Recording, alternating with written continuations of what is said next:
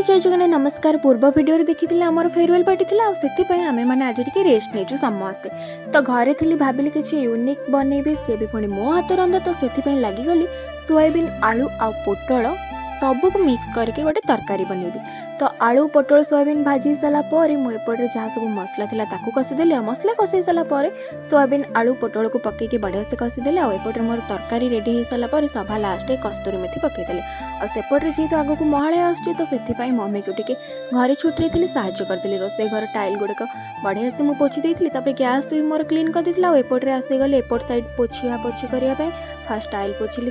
एपट सबूतिक बढ़िया से क्लीन कर सारापर रोसे घर जहाँ सब कंटेनर थिला ताको भी आनिकी गोटे पर गोटे धोईकी रखीदेली आउ सभा लास्ट सब कम सरला बसिगली लंच करने भात डाली काकुड़ी सलाड ता सहित मु बन टेस्टी टेस्टी सोयाबीन आलू पोटल तरकारी। चलो वीडियो भल लगे सब्सक्राइब करदेवे।